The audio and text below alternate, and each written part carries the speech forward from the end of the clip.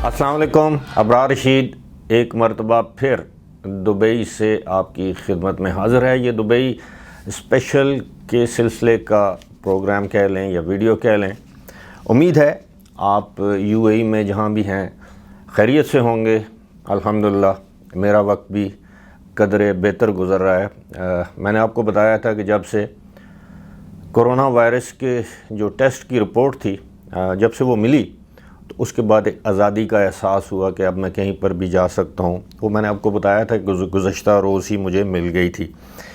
सूरत हाल ये है कि गुज़श्ता 24 घंटों के दौरान यूएई में एक मरतबा फिर जो कोरोना वायरस के जो केसेस हैं वो 674 यानी 674 केसेस रिपोर्ट हुए हैं और 761 यानी 761 जो हैं वो रिकवरीज़ हैं, जो कि अच्छी बात है। और दूसरी अच्छी बात यह है कि गुज़श्ता 24 घंटों के दौरान किसी शख्स की मौत वाक़ई नहीं हुई यानी इस वायरस के ज़रिए। और अब तक जो यूएई में होने वाली कुल अमवात हैं उनकी तादाद है 404, जबकि कोरोना वायरस से मुतासरा जो कुल अफराद हैं उनकी तादाद है 84,916 और गुज़श्ता 24 घंटों के दौरान 97,251 कोरोना वायरस के टेस्ट किए गए। अब मैं आपको बताऊं कि ये टेस्ट में आपको जो इजाफ़ा नज़र आ रहा है, हफ़्ते के रोज़ ये 1 लाख से ज़्यादा थे और इतवार के रोज़ ये 97,000 से ज़्यादा थे।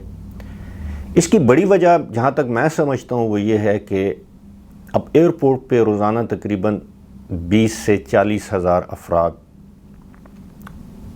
अंदाज़न वो यहाँ पर लैंड करते हैं। कुछ अफराद ऐसे होते हैं जिनकी कनेक्टिंग फ़्लाइट्स होती हैं, वो आगे अपनी दूसरी डेस्टिनेशन पे चले जाते हैं, लेकिन बहुत से लोग ऐसे भी हैं मेजॉरिटी जो कि दुबई एयरपोर्ट से यूएई में या दुबई में दाखिल होते हैं और उनको कोविड-19 टेस्ट करवाना उनके लिए लाजमी है। अब अगर हम अंदाज़ा करें तो 20 से 30 हज़ार अगर अफराद का टेस्ट तो वहाँ पे हो जाता है। और दुबई अथॉरिटीज़ का, हेल्थ अथॉरिटीज़ का कहना है कि वहाँ पर भी बहुत से टेस्ट पॉजिटिव आते हैं। यही वजह है कि केसेस में इजाफ़ा देखने में नज़र आ रहा है। और सबसे बड़ी बात जो है वो है यहाँ पे जो स्कूल खुलने के बाद जो है वो टेस्ट करने की तादाद में भी इजाफ़ा हुआ और वायरस से मुतासरा अफराद की तादाद में भी इजाफ़ा हुआ। लेकिन साथ ही साथ यहाँ पर जज़ा और सज़ा का सिलसिला भी जारी है। मैंने अपनी आंखों से देखा है। मैं अभी तक जिस पब्लिक मुकाम पर गया हूँ वहाँ पर आपको मास्क जो है वो आपके लिए मस्ट है और थोड़ा सा भी अगर वो सड़क के नीचे हो जाए तो फ़ौरन कोई सिक्योरिटी वाला या वहाँ के यहाँ पे जो सीआईडी हैं, वॉलंटियर्स हैं, वो आपको बताते हैं कि आप मास्क ऊपर करें। दूसरी बात यह है कि समाजी फासले का ख़ास तौर पर जो पब्लिक प्लेसेस हैं, जिस तरह बैंक हो गए, शॉपिंग मॉल्स हैं, वहाँ पे मैंने देखा है कि जो समाजी फासला जो है वो उसका काफ़ी ख्याल और ध्यान रखा जाता है। इसी तरह होटल के अंदर भी जो छोटी लिफ्ट्स हैं उसमें 2 अफराद को सवार होने की या उसमें जाने की इजाज़त दी जाती है और अगर बड़ी है तो उसमें 3 से 4। वहाँ पे भी निशान लगे हुए हैं कि आपने एक शख्स ने लिफ्ट में, होटल की लिफ्ट में मुंह उधर करके खड़े होना है और दूसरे ने इस तरह, यानी पाँव के निशानात लगे होते हैं।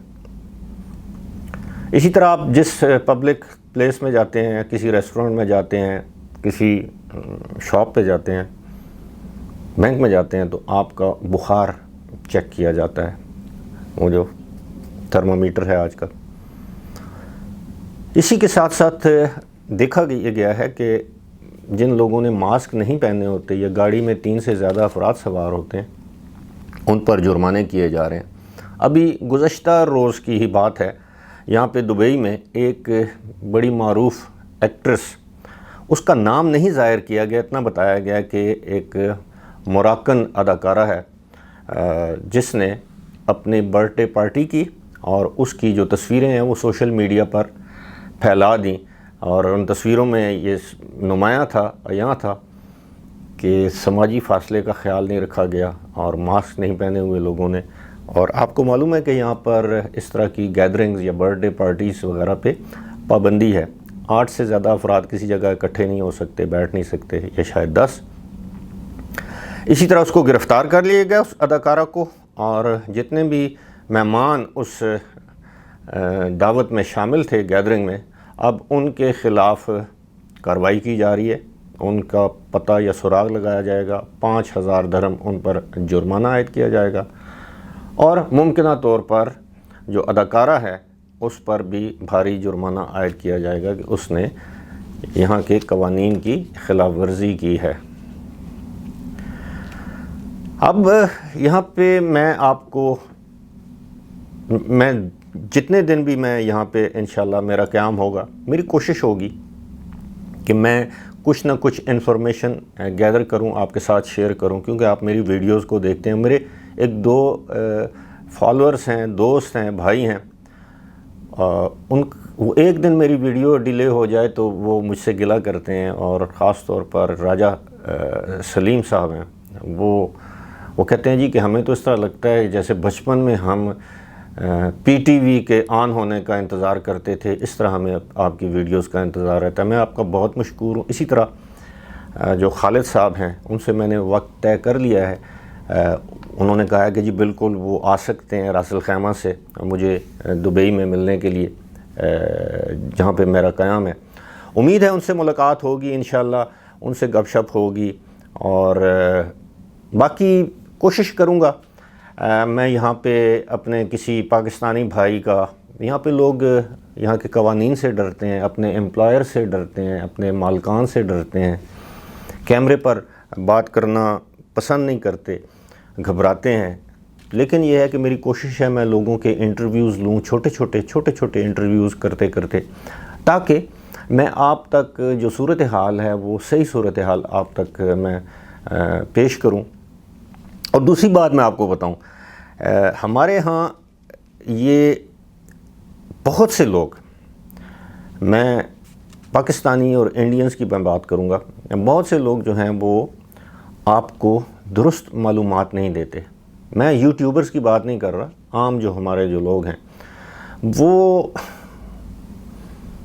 ایکسٹریم پہ بات کرتے ہیں. یا تو کہیں گے جی ہم بالکل تانگ ہیں, ہمارے پاس کھانے کو کچھ نہیں ہے, ہماری نوکری نہیں ہے, اس طرح کی باتیں کریں گے. یا اپنے علاقے کے لوگوں کہیں گے نہیں جی وہاں پہ تو بڑے حالات ٹھیک ہو گئے ہیں. اس میں کوئی شک نہیں, حالات میں بہتری آ رہی ہے, لیکن وہ بہتری نظر آنے میں بڑا وقت لگے گا. میں نے آپ کو بتایا کہ تمام, حالانکہ آج کل یہاں پہ انڈین پریمیئر لیگ ہو رہی ہے, IPL ہو رہا ہے, اور اس کے باوجود اب ظاہر ہے IPL ہو رہا ہے, تماشائی نہیں ہوں گے, کھلاڑی کتنی ٹیمیں ہوں گی, کتنے ہوٹلوں میں ٹھہریں گے, تو وہ اس طرح کی ایکٹیویٹی ہمیں نظر نہیں آ رہی. اس کی وجہ میں نے پہلی ویڈیوز میں بھی آپ کو بتائی تھی کہ کون ہوگا جو اتنے مشکلات سے, مشکل مراحل سے گزر کے دبئی داخل ہوگا. یعنی لائن میں کھڑے ہو کے آپ کو 3 جگہوں سے گزر کے پھر آپ کو کورونا کا ٹیسٹ کروانا پڑے گا, پھر جب تک رپورٹ نہیں آتی آپ کو اپنے ہوٹل میں اپنے آپ کو آئسولیٹ کرنا پڑے گا. یعنی اس طرح کے جو مراحل ہیں, اس لیے میں یہ کہتا ہوں کہ ہم سب لوگوں کو چاہیے, چاہے اپنی ویڈیو کے ذریعے, اپنی گفتگو کے ذریعے, ہم یہاں کے جو حقیقت پر مبنی حالات ہیں وہ عوام کو پیش کریں. اب آپ یقین کریں, میں جب سے میں یہاں پہ لینڈ ہوا ہوں, بہت سے ایسے ریئل اسٹیٹ ایجنٹس ہیں جن کو ہم پراپرٹی ڈیلرز کہتے ہیں, میرے ساتھ رابطہ کر رہے ہیں, اور کہ جی آپ فلاں جگہ خرید لیں, فلاں جگہ خرید لیں.